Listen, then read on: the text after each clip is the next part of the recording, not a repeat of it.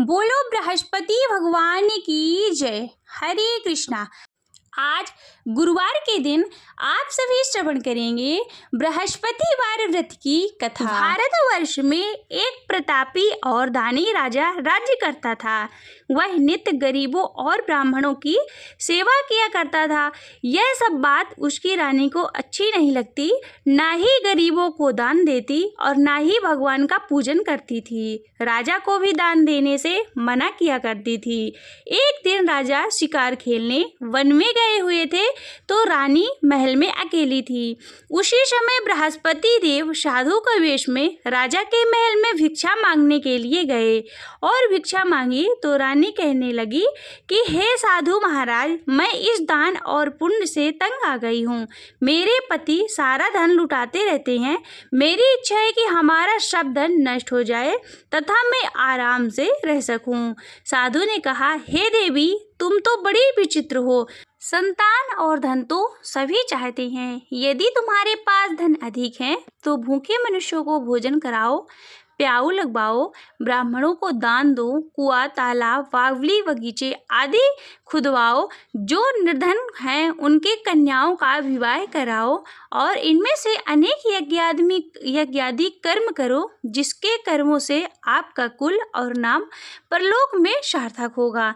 परंतु रानी पर उपदेश का कोई भी प्रभाव न पड़ा।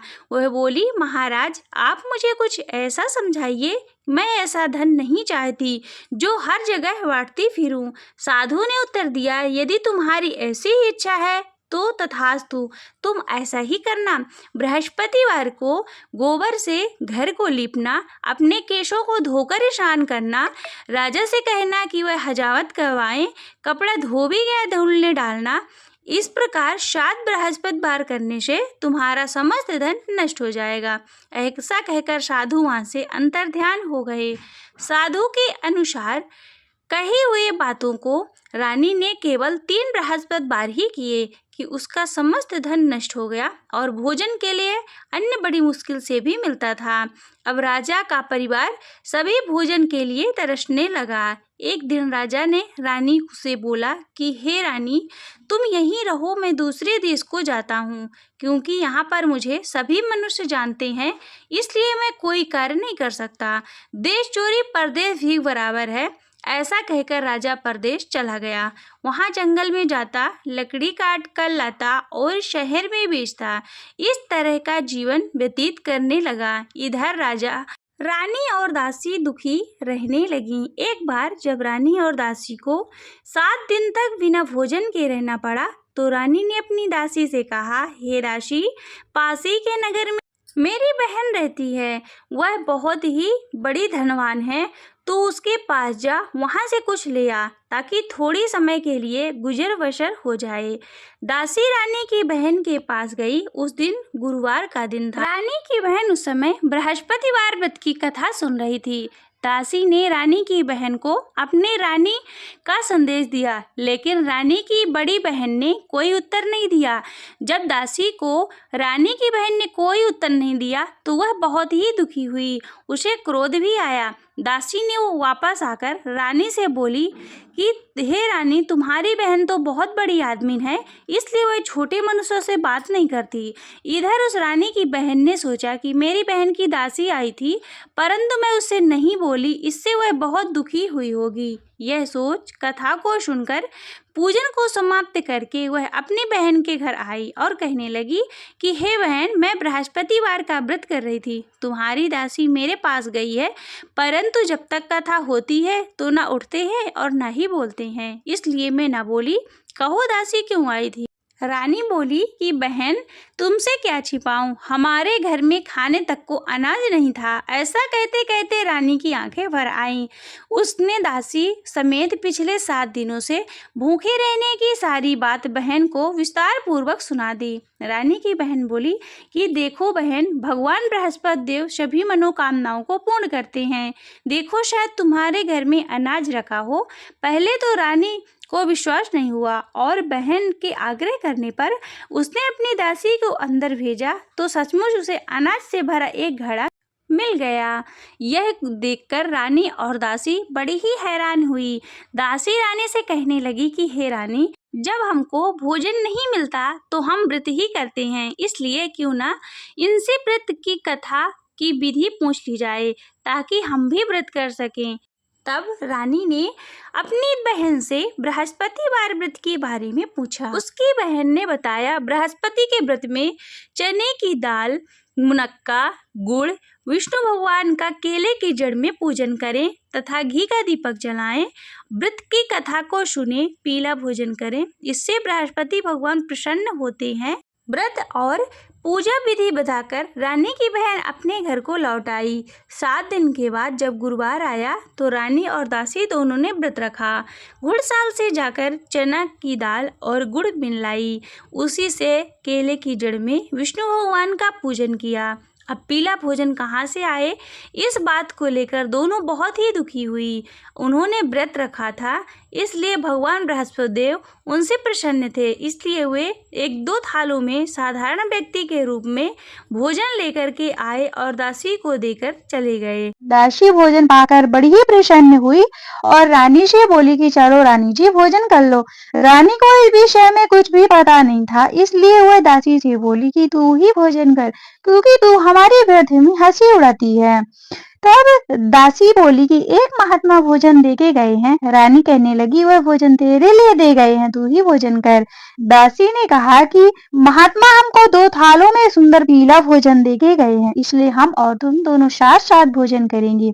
इस प्रकार रानी और दासी ने दोनों ने गुरु भगवान को नमस्कार करके भोजन आरंभ किया। अब प्रत्येक बृहस्पतिवार को गुरु भगवान का व्रत और विष्णु भगवान का पूजन करने लगी। बृहस्पति भगवान की कृपा से फिर से रानी और दासी के पास धन हो गया, तो रानी उसी प्रकार आलस करने लगी। तब दासी बोली कि देखो रानी, तुम पहले इस प्रकार आलस करती थी, तुम्हें धन रखने में कष्ट होता है, इसी कारण सभी धन नष्ट हो गया। अब गुरु भगवान की कृपा से बड़ी ही मुसीबतों के बाद हमने धन पाया है, इसलिए हमें दान पुण्य करना चाहिए तथा भूखे मनुष्यों को भोजन कराओ, प्याऊ लगवाओ, ब्राह्मणों को दान दो, कुआं, तालाब, बावली, बगीचे आदि का निर्माण कराओ, मंदिर पाठशाला बनाकर दान दो, कुंवारी कन्याओं का विवाह कराओ, धन को शुभ कर्मों में खर्च करो, जिससे तुम्हारे कुल का यश बढ़े तथा स्वर्ग में पितृ भी प्रसन्न होंगे।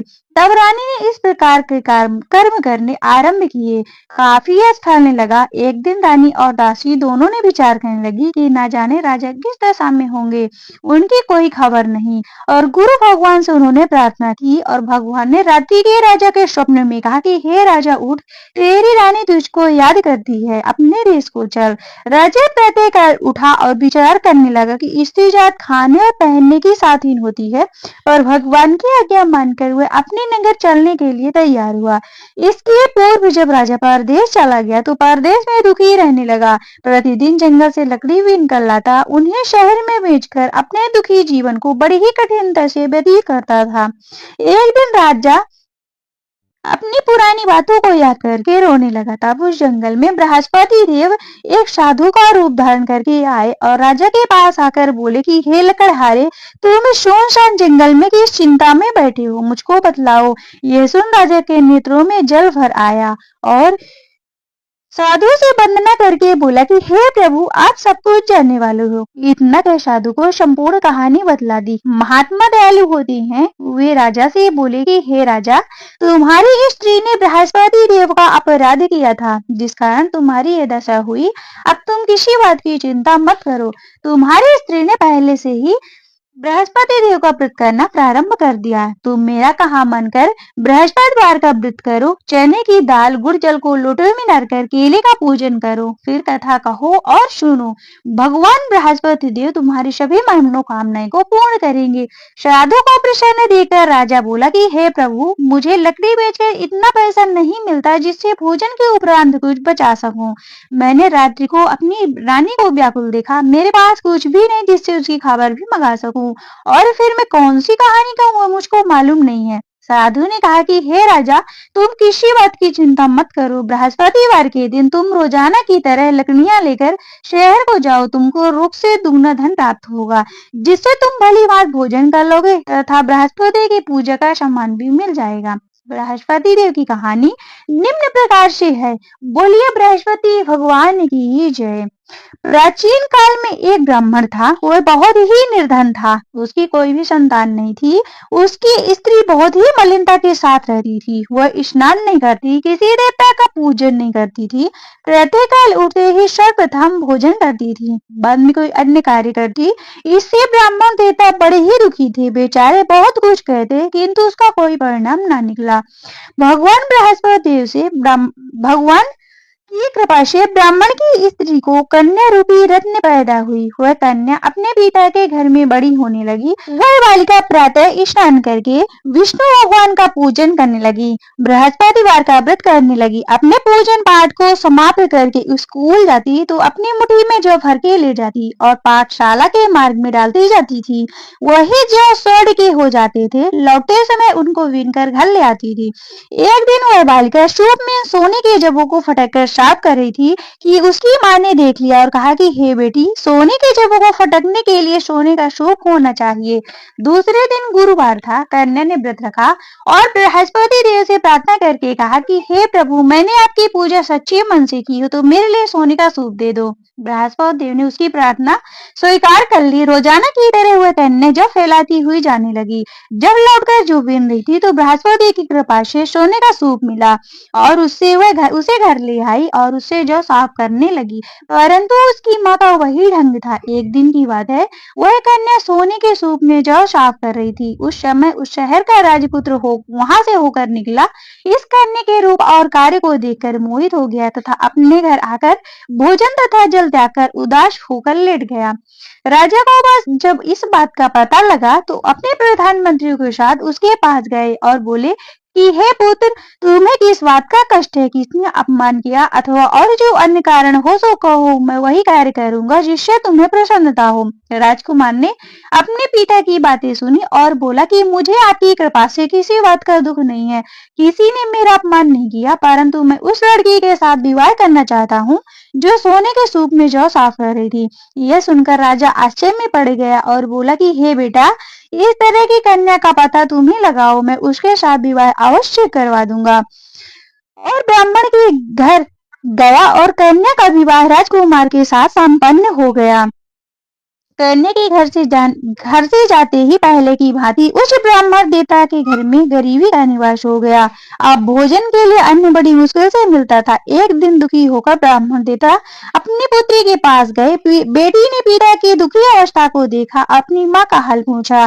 तब ब्राह्मण ने सभी हाल कहा। कन्या ने बहुत सा धन देकर अपने पिता को विदा कर दिया।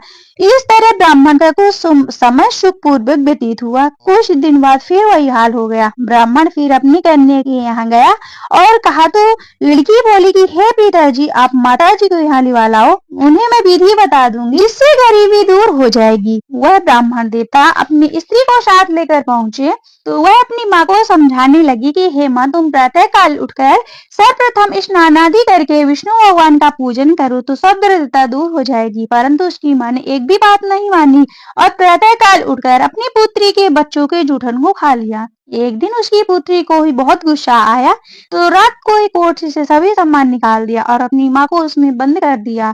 प्रातः काल उसमें से निकाला तथा स्नान आदि करा के पाठ करवाया तो उसकी माँ की बुद्धि ठीक हो गई और वह प्रत्येक बृहस्पतिवार को व्रत रखने लगी। इस व्रत के प्रभाव से उसकी माँ भी धनवान तथा पुत्रवती हो गई और बृहस्पति जी के प्रभाव से स्वर्ग को प्राप्त हुई तथा वह ब्राह्मण देवता भी इस लोक को सुख पूर्वक भोग कर स्वर्ग को प्राप्त हुए। इस तरह की कहानी कहकर साधु देवता वहां से अंतर ध्यान हो गए। धीरे धीरे समय व्यतीत होने पर फिर वही बृहस्पतिवार का दिन आया। राजा जंगल से लकड़ी काटकर किसी शहर में बेचने गया।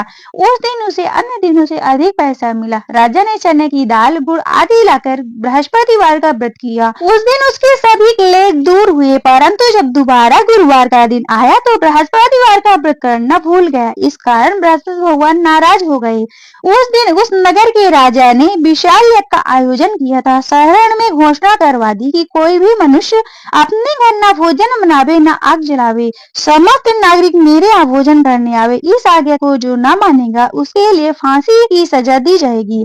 इस तरह की घोषणा संपूर्ण नगर में करवा दी गई। राजा की आज्ञा के अनुसार शहर के सभी लोग भोजन करने गए, लेकिन लकड़हारा कुछ देर में पहुंचा, इसलिए राजा उसको अपने गली वाले गए। ले जाकर भोजन करा रहे थे कि रानी की दृष्टि खूंटी पर पड़ी, जिस पर उसका हार लटका हुआ था। वह हार वहां दिखाई नहीं दिया। रानी ने निश्चय किया कि मेरा हार इस मनुष्य ने चुरा लिया था।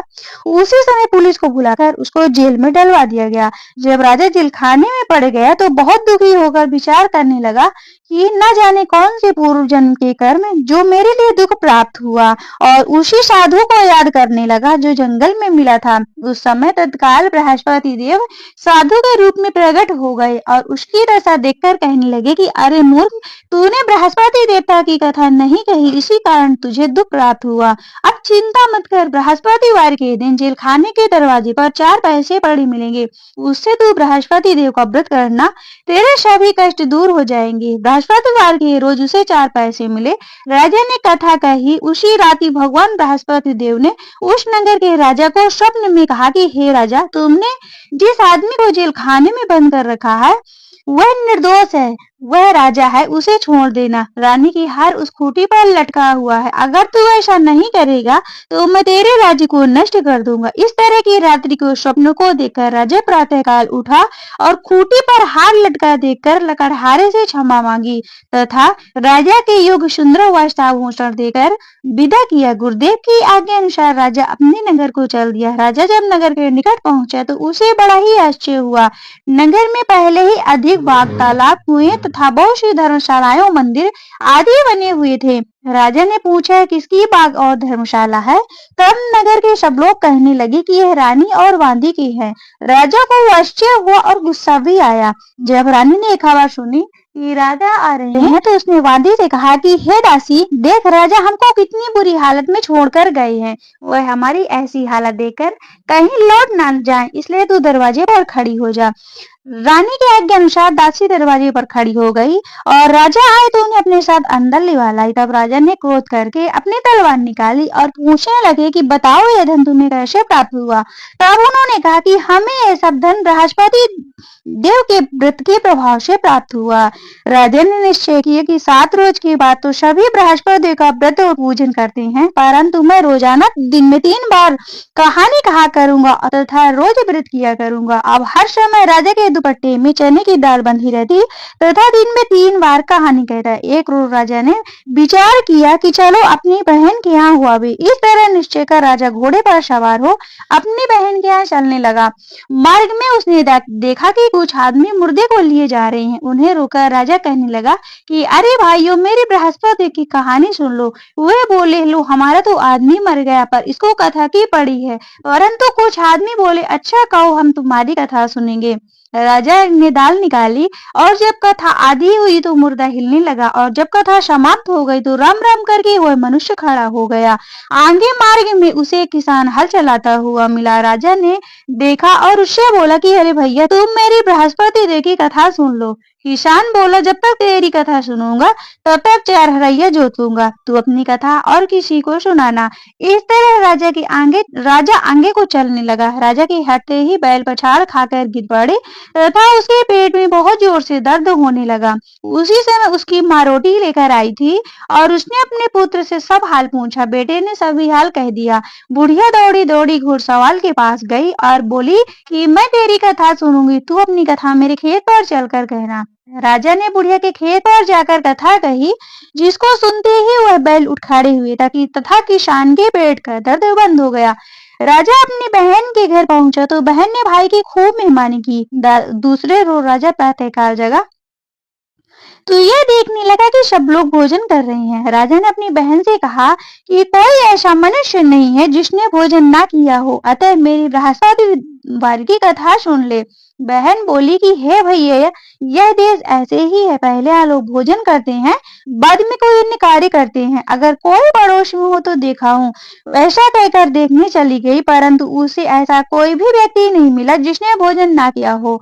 अतः वह कुम्हार के घर गई जिसका लड़का बीमार था। उसे मालूम हुआ कि उसके यहाँ से 3 रोज से किसी ने भोजन नहीं किया था। रानी ने जाकर बृहस्पतिवार की कथा कहने के लिए सुनने के लिए कहा तो वह तैयार हो गए तथा राजा ने जाकर बृहस्पति देव की कथा कही, जिसको सुनकर उसका लड़का ठीक हो गया था। तो राजा की प्रशंसा होने लगी। एक रोज राजा ने अपनी बहन से कहा कि हे बहन, हम अपने घर को जाएंगे, तुम भी तैयार हो जाओ।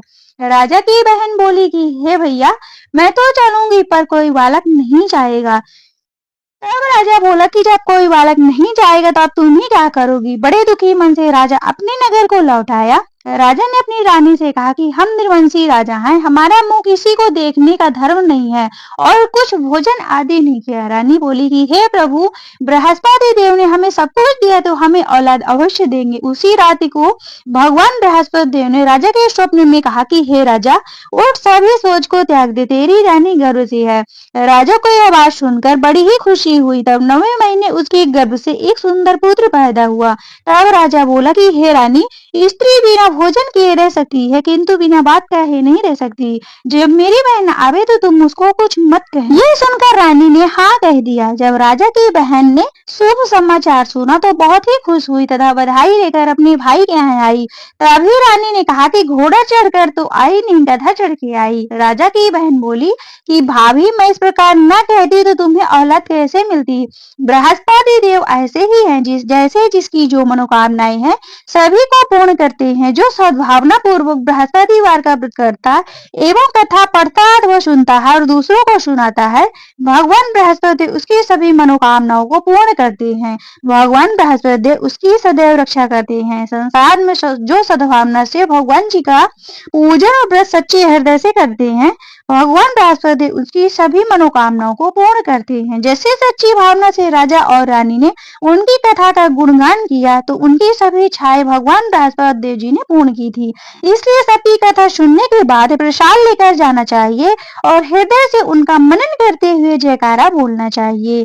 बोलिए बृहस्पति भगवान की जय, बोलिए विष्णु भगवान की जय। ओम जय बृहस्पति देवा, स्वामी जय बृहस्पति देवा। छिने छिने भोग लगाऊं, छिने छिने भोग लगाऊं, कंदली फल मेवा।